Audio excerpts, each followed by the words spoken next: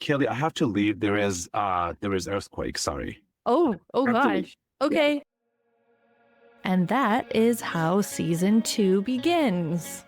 For this episode, I was interviewing Nader Afzalan when all of a sudden there was an earthquake and he left abruptly, as he should. That was on December 5th in Northern California. Don't worry, he's fine. Everything's fine. But we started our conversation over again for this episode today. Nader is a city planner, educator, and researcher at UC Berkeley who runs his own firm called The Triangle. He emphasizes the importance of focusing on outcomes, building trust, and being honest about limitations. This episode dives into real-world examples, including a pioneering project with the California Air Resources Board that is paying residents to design the process and support implementation. Let's check it out. So, Nader, welcome back. Last time we had an interruption, and I'm just curious. Well, first of all, are you okay? Everything's okay? Everything is okay. I'm glad to be back, and I feel good about being alive. Good. Me too. Hopefully everyone does. Everyone does. It was an interesting experience, Kelly. So last time I saw you was we had started into the podcast, and suddenly you just said, "There's an earthquake. I have to go." And you ran away. And I was sitting here going, what do I do? Oh my gosh. So glad to know that you're okay. I mean, I did follow up with you immediately to make sure you were okay. You did, yes. Thank you. But we have video proof. So what happened? What did it feel like? Well, my office is at we work in Sacramento. I do have two offices, one here and the other one is in Berkeley, and I'm on the 9th floor. And I just realized something is happening, and I thought, well, I feel dizzy. What's going on? And I just had breakfast, and I had my coffee, but then I realized, no, this is something serious. So it's how it all happened, and I just left the building. And it's so interesting, Kelly. There were some of my colleagues here were on the call, and they even decided not to even leave their desk. One of my good colleagues, Jessie, is actually here, and she was on the call, and I told her, hey, you need to leave. She was still on the call while we were just leaving down the stairs to go outside. So it was a hectic experience. They're dedicated. I think too much. Yeah. Too much. I think health is the priority. Yes. So hopefully no natural disasters happen during this episode. Yes, fingers crossed. And let's just start over. Let's start over from the beginning with talking about your background and how you got into this line of work. And what do you do? Yeah, thanks, Kelly, for having me again for the second time. I'm Nader Afzalan. I'm a city planner, educator, and researcher. Currently running my own firm called The Triangle, and also I have a long title at Berkeley, UC Berkeley, College of Environmental Design, but I basically teach courses, advise students, and work on research projects, mainly focused on data and urban transitions. I started my work as an urban planner in early 2000s in the Middle East. I worked a lot on urban revitalization, historic preservation, on projects funded by the World Bank. Because actually many parts of, I was working in Iran, and many parts of Iran are prone to natural disasters like the earthquake. Mm-hmm. And I left my country in 2010, moved to Colorado, started my PhD in urban planning and design. In the meantime, I was also working with the American Planning Association as the chair and vice chair of the technology division. And after being in academia for several years and publishing a lot of papers in fancy journals and realizing that no one is reading them except my fellow academics. They're required to. They are decided. I decided to jump back to the practice and policy world. So I started working with the state of California on various types of policy projects, mainly focused on connecting land use and transportation, on a lot of modeling and policy approaches. I also developed the first and unfortunately the largest data system on homelessness. And then I was appointed by Governor Newsom of California to help connecting our climate and economic development policies and figuring out how we can track our success. So a lot of focus on impact assessment and program design. And just a few months ago, I decided to start my own firm. So I'm not with the governor's office anymore. I was with the state for over 5 years and with the governor's office as an appointee for about 2.5 years. And I'm running my own firm and teaching at Berkeley. Well, congratulations on starting your own firm. Thank you. It's And exciting. yeah, when you say you were appointed by Governor Newsom, does that mean that you were like handpicked and then he knighted you, or what? What does that mean? I wouldn't say handpicking. I was very much involved in using data to track policies, and it was the thing that I was doing with the state in regards to designing the homelessness system, and also before then at California Air Resources Board. So I didn't see any baton or anything like that, but it was a serious ceremony of like swearing ceremony and all of those pieces that you can imagine by the director of one of his offices. Oh, exciting.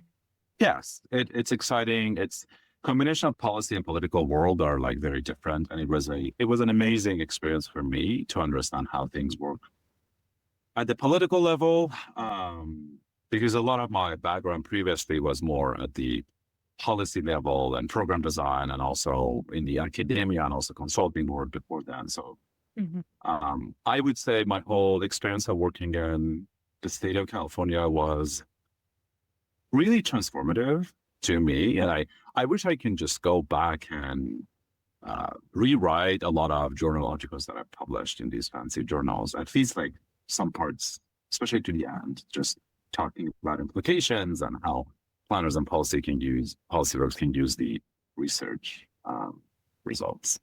Oh, okay, that's interesting. So you would approach your academic papers a bit differently, or include some different information in there. Well, if I could redo them, I would just focus on more policy-oriented research. And if I could just rewrite the research articles that I've already published, I would definitely work on the last 2-3 pages of the article when you talk about implications for practice and policy, and just make it more applied. But I do believe there is a disconnect between policy and research on both sides, whether you're on the policy, environment, and political world, or you're in academia. That we need to merge them better.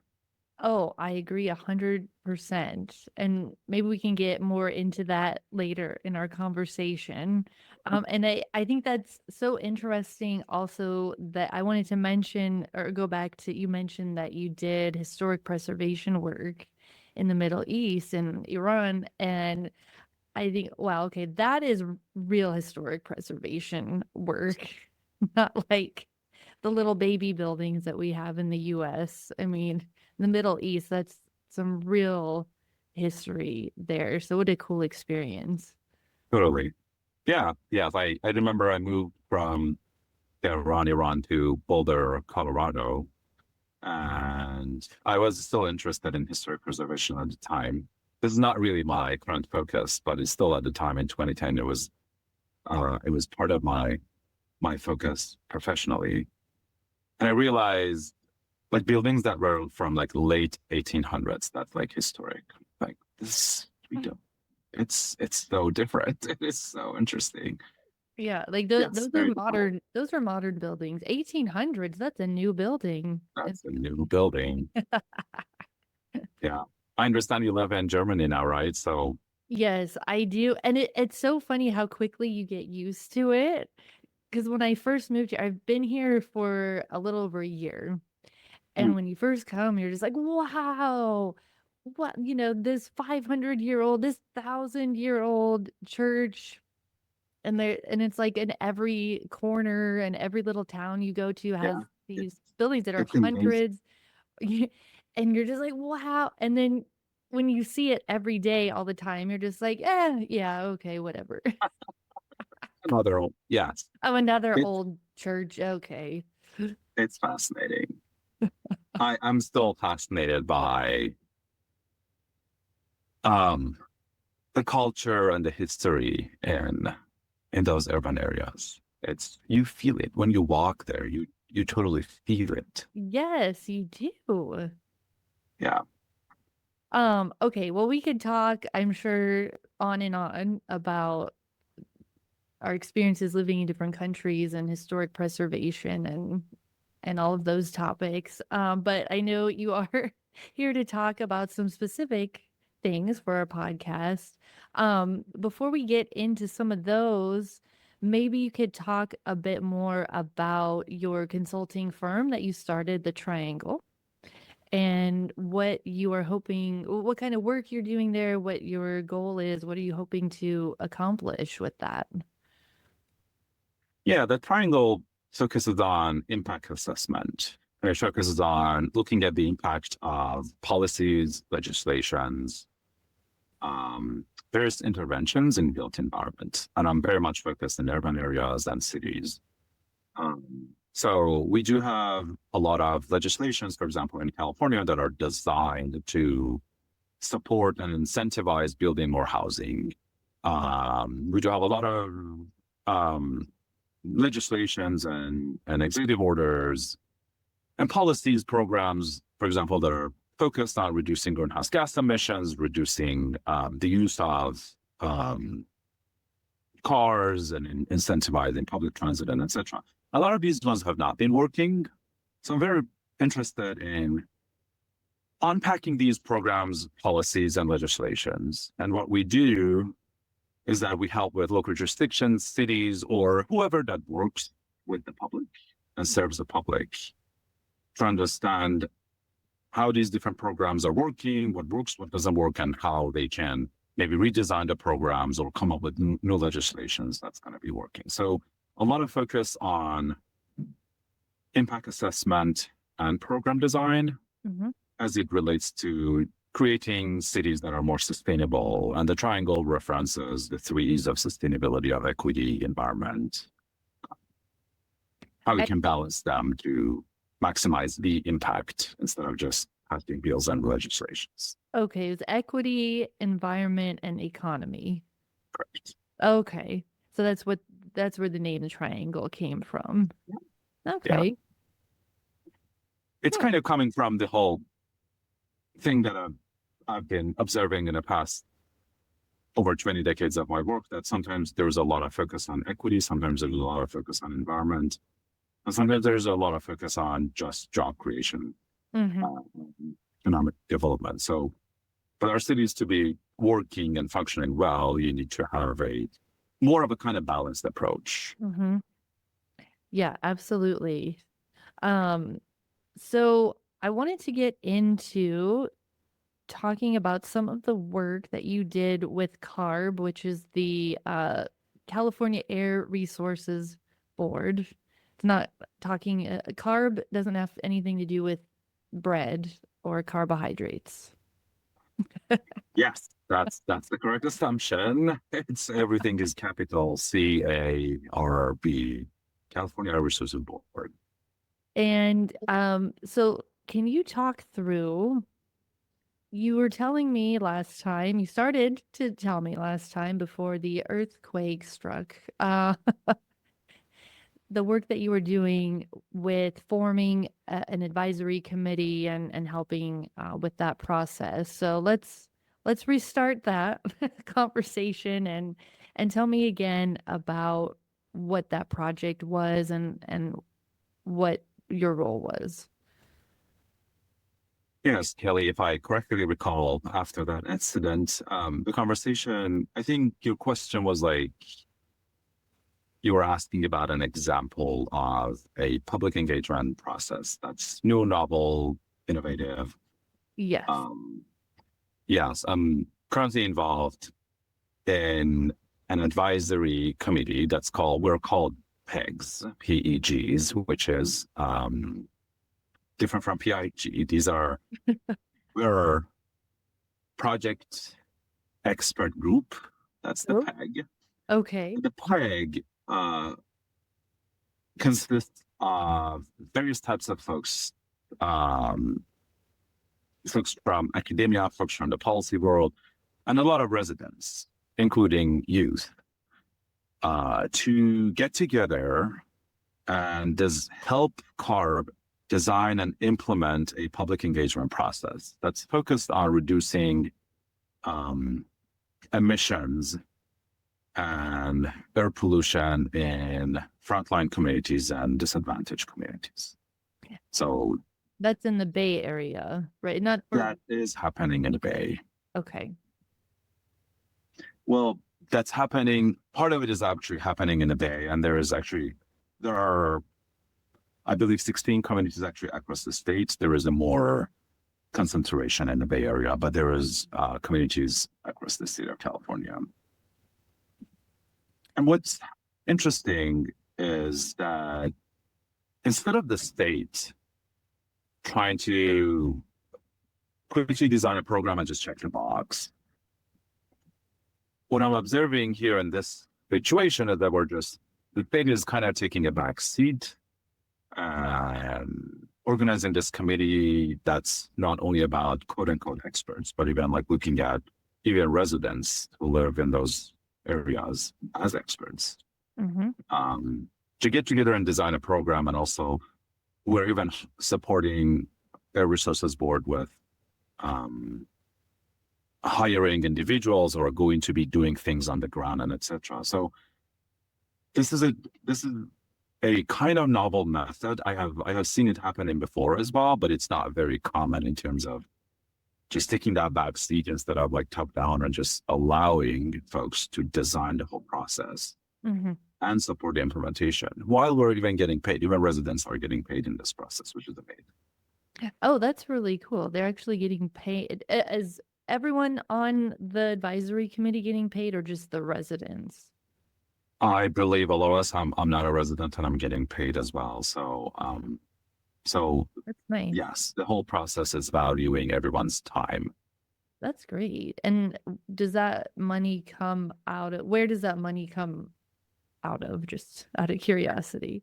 So CARB has this contract with a different company called Aclima, and I believe you're all hired by that other company that's coordinating the whole process. Okay. Cool. Yeah, I know that's a really... Next time I invite you to be part of the advisory committee if you're interested. Yeah, please. Yeah, can I do that from Germany though? We are actually looking for coordinators, but they have to be in California. Ah, boo. I gotta get involved with some international advisory committee. Kelly, the weather is really getting cold over there, and California weather calls you. So it can be a good excuse. It's just that, I mean, you can come for 6 months. Oh, there we go. Okay. I like this. I'm going to write this down. Okay. Yeah. And to be very frank about this, I think it's going to be a competitive process. Although you're not directly contracting with government, but it's still, we're designing a competitive process. Okay. It's competitive to get onto the advisory committee.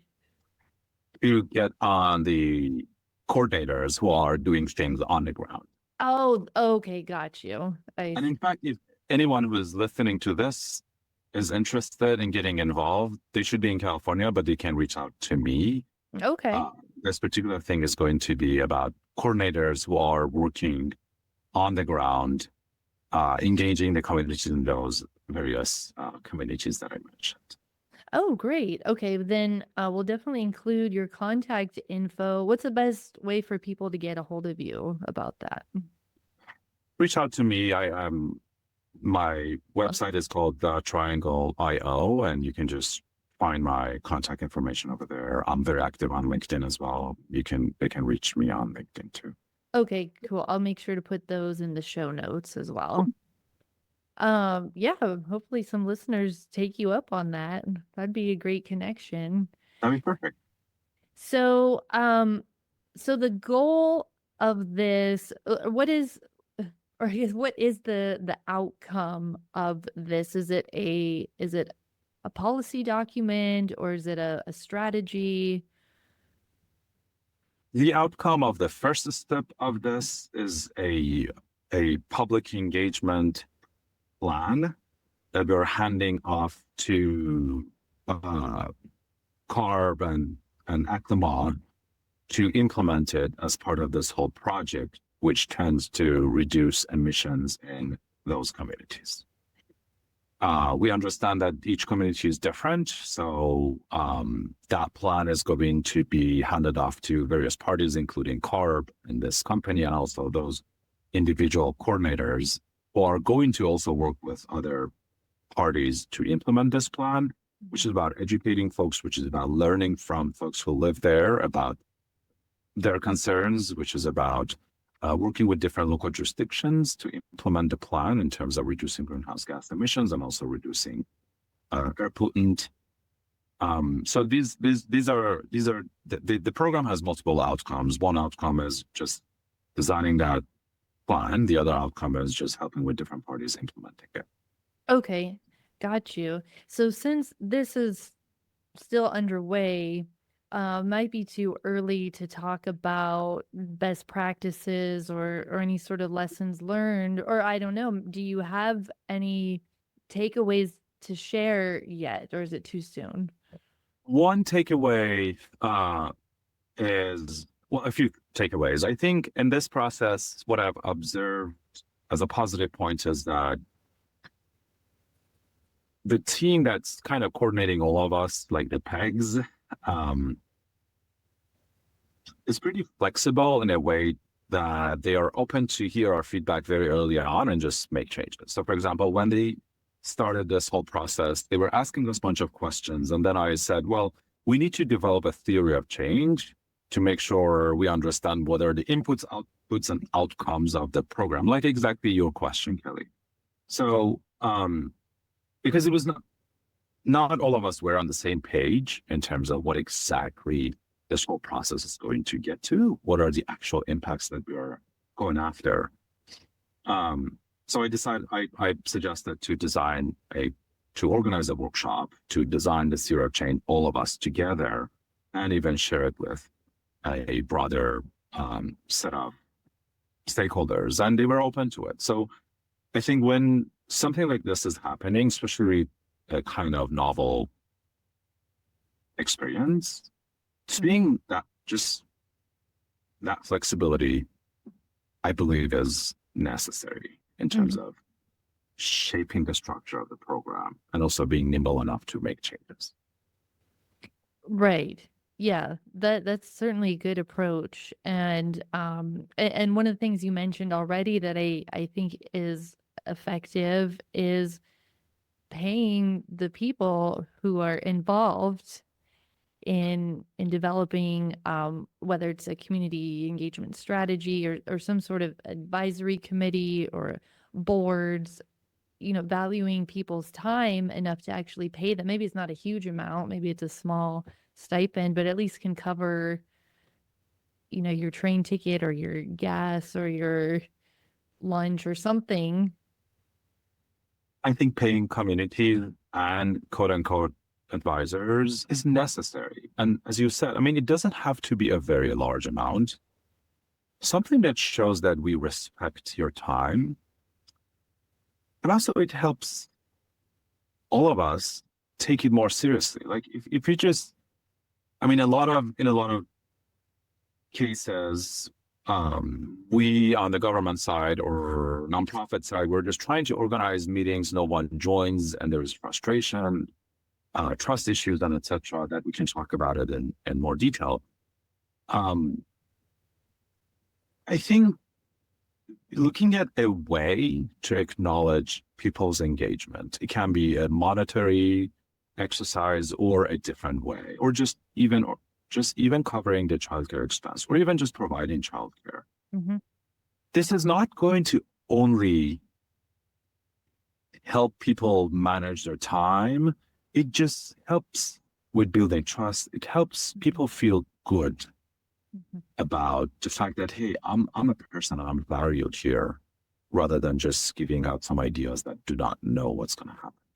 Mm-hmm. Yeah, it's just, even if it's a small stipend, it means a lot, and it is a token, some token at least, of appreciation, which is a good segue to our next topic. And that was unintentional, but I know that you wanted to talk about tokenism in public engagement and what that looks like, what that means, and even if it's not intentional, how does it still happen? Thanks for the question, Kelly.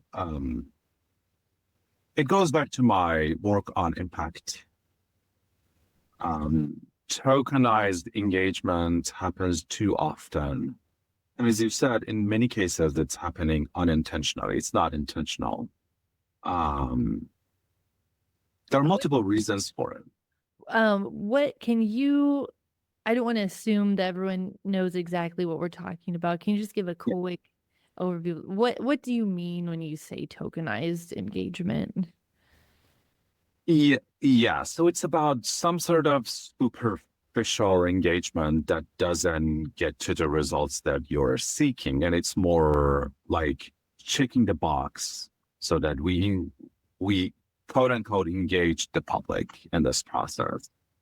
But in tokenized engagement, the engagement is superficial enough that people are not feeling empowered. People may not even have much time to contribute to the conversation. There hasn't been usually enough time to build the trust with communities, so that it's hard even to bring them on. But we still do it because of various reasons. Maybe because there is expectations of government or whatever entity that's supposed to do the engagement, go through this engagement process. There are multiple reasons for it. One, I think, really is the expectation.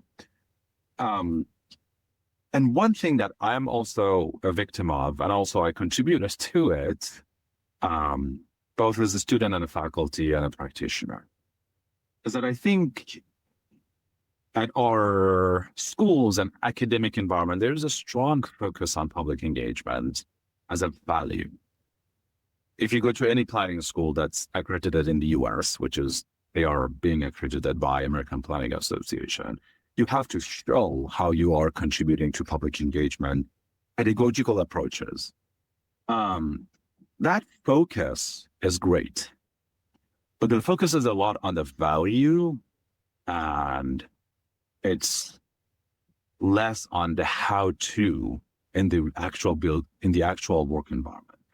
So, for example, we teach our students about the value of building consensus, conflict resolution, building trust, going through that whole ladder of participation from information to empowering, and saying that, well, we need to empower people. But hey, folks do not really have time to do any of this or most of this in actual world. Mm-hmm. And like trust building cannot happen just in a week or two or in a month or two. It happens over time. Right. So we train all of these students to just go to the actual world, and then they realize, oh my goodness, first is just people do not even trust me as a public employee to even listen to me. Mm-hmm. It takes time. There's bureaucracy involved. Everything would be slower. And these extreme ambitious young professionals, and some of them not even young, it even doesn't matter how old or young you are, You're ambitious, you go in and you realize all of this theoretical knowledge cannot happen in this real world. Mm-hmm. So it results with the result is like disappointment. So that's actually one of the other reasons that I believe tokenism happens, because folks try to do it, but they cannot do it well, although they have great intentions. Mm-hmm. There's one more thing go ahead. Yeah, that's a great point with that. I mean, I know I've experienced that. I'm sure many of our listeners have experienced that as well. And especially when you're new to the profession and you're very idealistic and you're like, oh, yeah, I'm going to have this great impact on the community and I'm going to do all this great community building work. And then you get these timelines of, oh, well, you have to do it in 1 week or in 1 month, and you go, well, that's just not, or you have to do it in 3 meetings, and that's just not possible. And it is frustrating and disappointing, and there's a lot of criticism that local government employees get about, well, you don't really care and you're just checking the boxes, and you're like, but I do really care, I'm just limited with what I can do. So usually the intent Absolutely. is good, but just how the reality plays out, it ends up still being tokenized. And you were gonna make another point before I interrupted. I think trust, yes. I think, Kelly, trust is another issue. And it's the lack of trust between government policymakers and the public. Yes, most of this, I believe, happens unintentionally. Sometimes it's happening intentionally, because in some cases, government staff may not even trust the public. Mm. And I do think if the public is empowered in a city like San Francisco to be able to sue you very easily and go through the whole process of litigation, whatever that's called, it's going to be really sometimes difficult for government employees to go through the engagement process while they don't have a lot of time, and also while they've had some very negative experiences. Mm-hmm. I understand what I'm saying is very controversial. I did my whole PhD dissertation on online engagements. I've advocated strongly for inclusion of local knowledge, doing real public engagement, focused on consensus building, conflict resolution, all of that. After my experience in government over 5 years, I do think that you really need to be intentional and strategic if you're in government about how and when you engage the public. If a disaster happens, like let's say that, not even earthquake, let's say there's a flood or tsunami is coming. We had the tsunami warning the other day after that. Right. Let's pretend that you're filming a podcast and there's an earthquake and then there's a tsunami warning. Okay. Totally. You don't organize public meetings to decide about the best evacuation routes. I do strongly believe sometimes you just need to move and show the public how things work. Again, I do understand that this is a very controversial topic and it looks top down. But in that tsunami experience, you get a message that says, these are the routes that you're going to take. And you just take them. Mm-hmm. If you want to be too ambitious, we can focus on conflict resolution forever. But to be realistic, people are dying because of the climate change. Homelessness crisis is extreme in many cities, including California. We need to focus on people rather than processes. And we are focusing too much on processes. This is the engagement process we need to go through. This is the method of doing XYZ, like building trust and all that. Sometimes I do really think governments need to be comfortable with even getting sued and just going really fast, doing what they have to do, to respond to the public interest, not protecting and responding to the processes that are designed to serve the public interest. Mm-hmm. A lot of these processes are designed for good purposes, but they're not working. So we don't really have to follow those processes if they have not been working. But it's easy to follow those processes because it shows that you're good and Yeah, right. That's what it seems that those decisions about how to engage the public are very political decisions, and whether you want to possibly be sued or not, and how you want to, I don't know, kind of position your agency and the image that you want to have. It's a lot of politics and political decisions. So yeah, these are some controversial topics that you're bringing up. after the election in the US, I've decided to be more open about my observations and experiences. And it also helps me also reflect, and a lot of my colleagues, to reflect on what happened and why. Mm-hmm. And I think it's a moment for all of us to go beyond the processes and really focus on impact, because these processes have not been really doing what they are intended to do. Mm. Many of them. We do have a lot of great programs with very good and strong public impact. We have this program in California that's called TCC, or Transformative Climate Communities Program, that has been a model for years and years, and now it's beyond California. Federal government has used it in their design and program development and implementation. It's focused on reducing greenhouse gas emissions while empowering communities. Other countries have looked at it as a model. We do have all of those programs, so we do have a lot of policies and programs that are not working as well. Why do we need to protect them? What is it we're protecting? I think we need to remind ourselves that we need to respond to the public interest and public needs, not respond to the processes that are designed for public needs.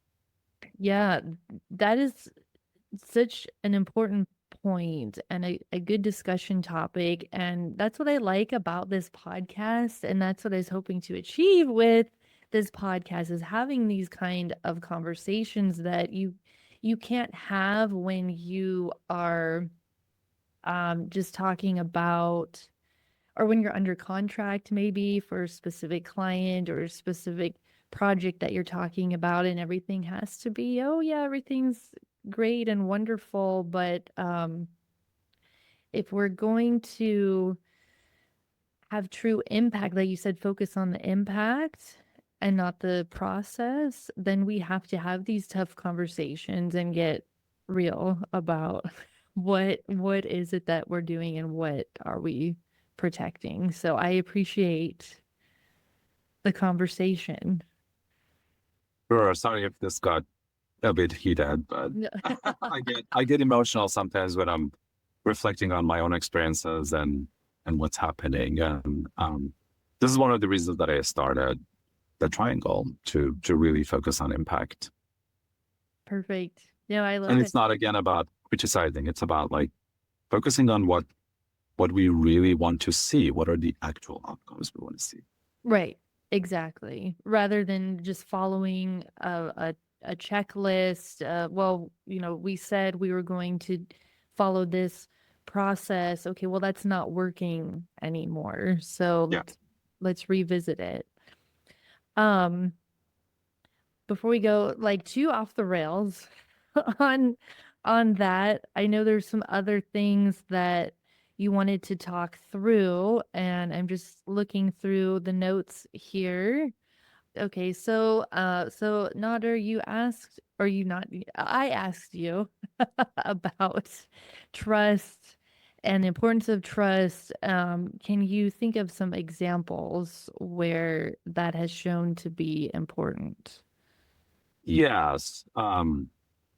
In all of these engagement processes, trust is crucial for folks to start working together and making decisions together and going through the process together.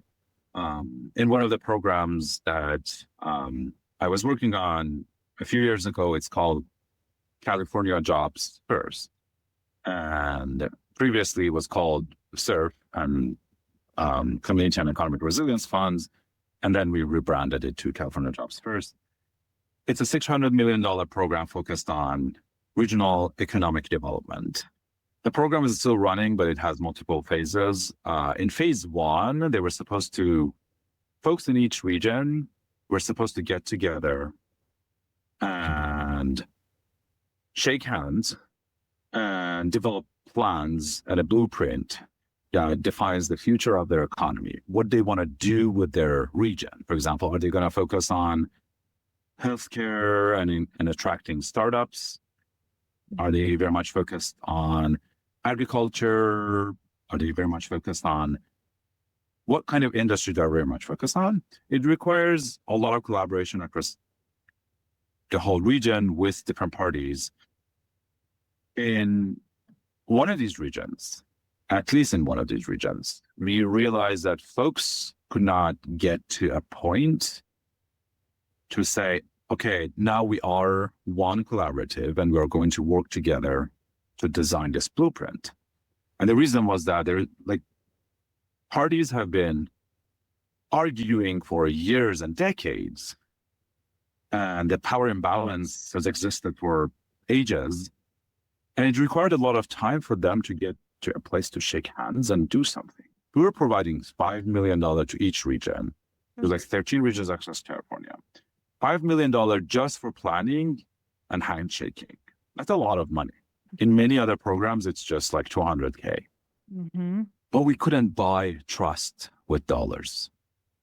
They needed time.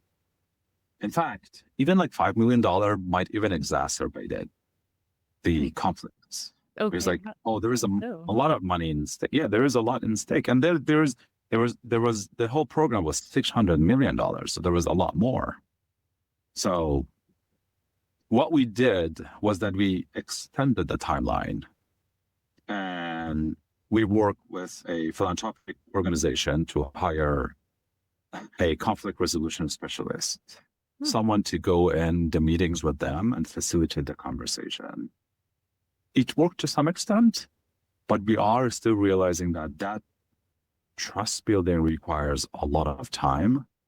And you cannot just build trust that didn't exist for decades. Mm-hmm. You cannot build trust in a year or just a matter of few months. Mm-hmm. There are a few things that you cannot buy with those dollars in time. Yeah. So has there been, maybe there's not complete trust? Was there a substantial improvement? There's been substantial improvement. That particular region needed a little bit of more time than other regions, and we acknowledge that each region has its own opportunities and challenges. So the state actually has been a little bit more flexible with those regions that required more time, but they caught up.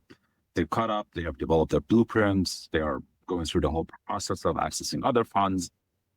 But I'm not sure if we could see this level of success by pushing them to forget all the challenges they've had and the power imbalances and just shake hand.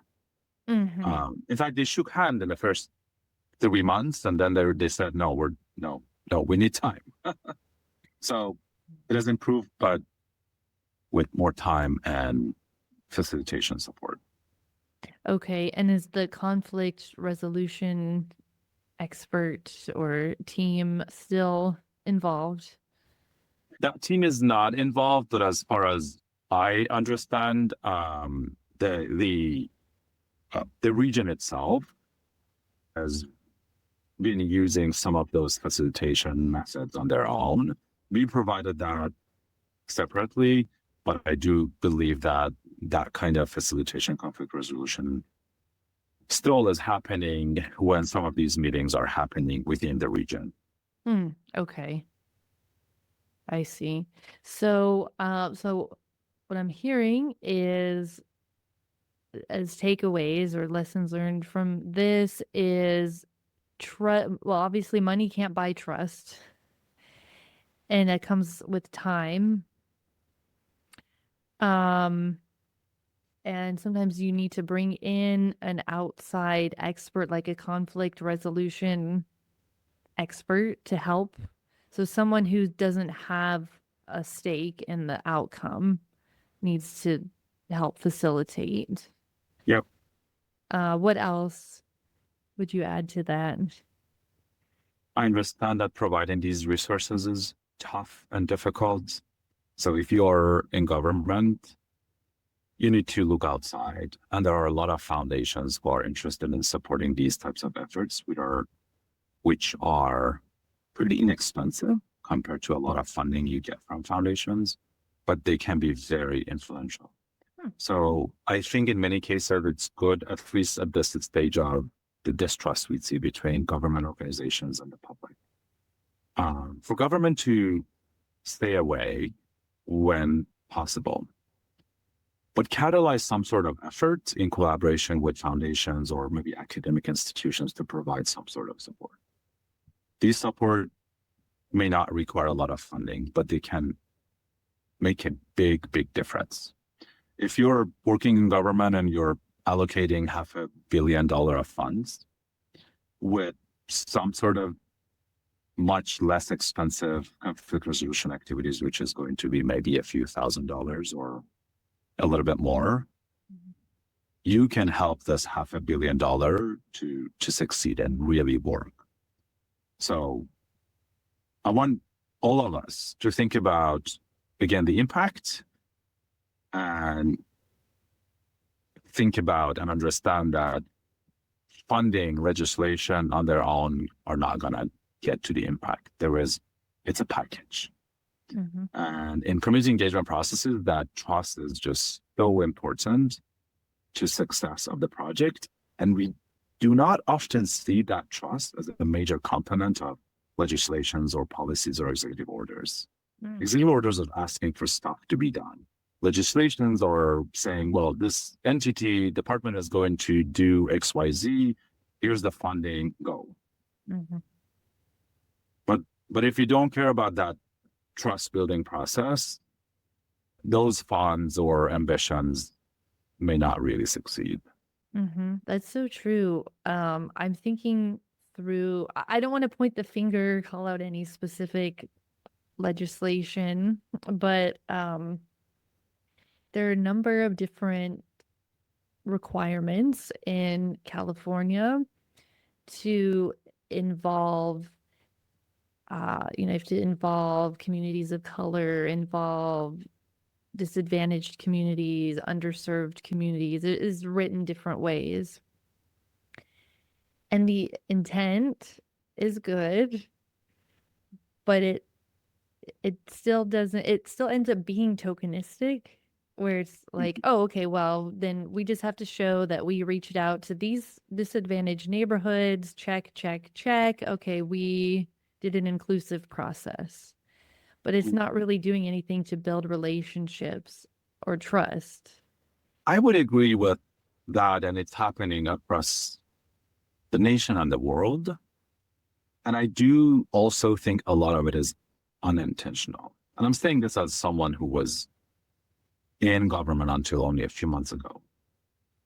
I do have and had a lot of amazing colleagues, very ambitious, who are really focusing on that, more of a kind of deep and meaningful engagement. But as you were saying, and what I'm hearing is that engagement ends up being tokenized for a variety of. Yeah, still, it could be, most of the time, it is still unintentional to be like, oh, well, we don't really care. We're just gonna check the box.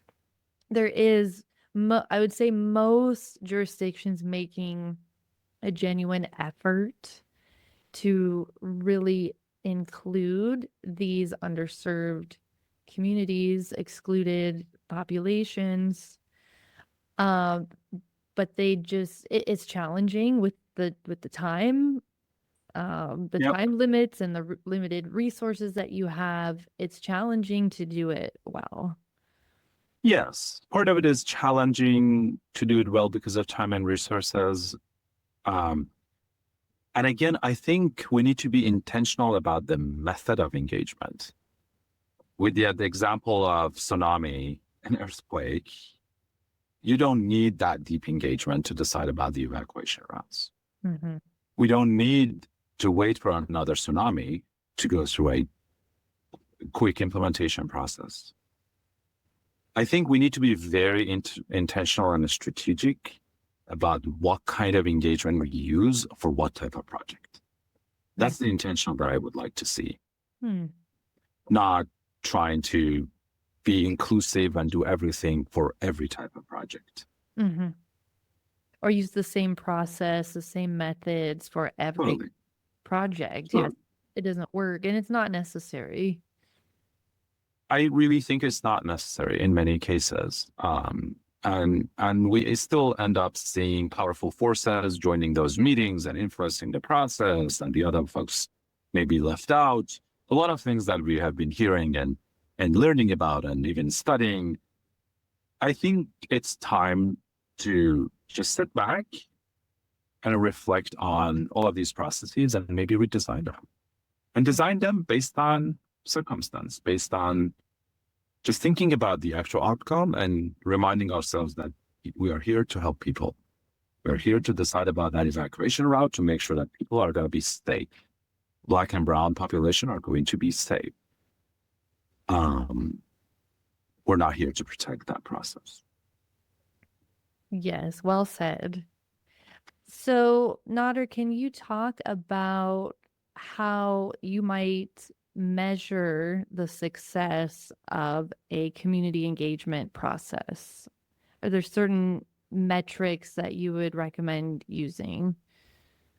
Great question, Kelly. And I think a lot of things we've talked about so far is kind of about impact and measurement. I'm a big advocate of creating logic models and theory of change, clarify what the impact is, what is it you want to get at, what are the outcomes, and go backwards. So we usually have a goal, and then we look at what are we providing, and etc., trying to go to that outcome and impact. But that process doesn't work. I really strongly believe we need to look at the impact, define the ultimate outcome, and go backwards, and then see even if we have the resources we need for those, and then adjust based on those resources. Mm-hmm. In many cases, we're trying to, for example, empower communities, allow them to shape our plans and programs. When you design the program, when you design that theory of change, when you go back, you realize, well, to do this, you need about a year. By the way, to do this, you need like 5 facilitators in each meeting. Then you realize really you don't have time for it. You don't have the resources. And then you adjust and go back. I think in many cases, our normal processes are the other way around. We're just gradually going, trying to get to that outcome. And in many cases, many people are involved in the planning process. People have even different interpretations of that outcome. So it creates a lot of confusion internally between folks who are designing and implementing the engagement process. And it results in mistrust with communities because they are confused about what exactly you're doing and how you want to get there. Mm-hmm. So I don't really have a set of indicators to propose here because indicators would depend on the outcome you're seeking. Mm-hmm. But one point is just start backwards. Yeah, that is pretty simple. We don't do it. Yeah, why don't we do it? Listeners, why aren't we doing it? I think I call our planning process plan and pray. We plan and pray for it to happen. That really doesn't work that way. I think we need to get more clear about what's the end and look at what we have, and even if we can get there. Mm-hmm. Yeah, if not, just change it. I love the example you gave about starting out with, let's empower our residents. And then when you look at what you actually need to make that happen, you might go, oh, never mind. How about involve? How about a lower rung on the ladder? Maybe that's more realistic. I believe it's better to do 2 good things rather than 10 not so good things. Oh, yeah. Absolutely. And being honest with the community too, instead of Yeah. telling them, oh, we're going to empower you, and then realize, well, we can't actually do that. Just be honest with them up front Yeah. and set the Yeah. expectation. Yep. So one question that I like to ask every guest is, what is one small change, in your opinion, that local governments or consultants could adopt to improve community engagement? Be honest with yourself. Move away from process and focus on end result. That's it. Mic drop. I really don't have a magic word or terminology here. But that's really it. I think in many cases, we know this is not going to work. But we still do it because it looks good. It looks good on paper. It looks good on paper and it looks good for a while, but it's not working. Mm-hmm. I don't really have a magic answer for this except That's what okay. I just mentioned. That's okay. I don't need perfect answers or magic answers, just honest, sincere answers. So mission accomplished. Mission accomplished. Well, Nader, thank you so much for sitting down with me again, and thankfully no natural disasters this time. So far, so good. So I know you shared your contact info. Just share it again one more time, and I'll put it in the show notes as well, so people can follow up with you with any questions, and also on the CARB project that you Sure. mentioned. So Yes. My website is called thetriangle.io. And my email is nader@thetriangle.io. And I'm Nader Afzalan. I'm active on LinkedIn. So I'd be happy to have follow-up conversations. great. Well, thank you so much. And I'd love to have you back on a future episode to talk more about how the work with CARB is continuing to develop. Or maybe, after Sure. you've actually reached a public engagement plan, that could be interesting to talk about. Sounds like a plan. All right. Take Thank care. you for having me. Absolutely. Bye. All right. As always, thank you, listeners, for tuning in. And thanks again to our generous sponsor, Conveo.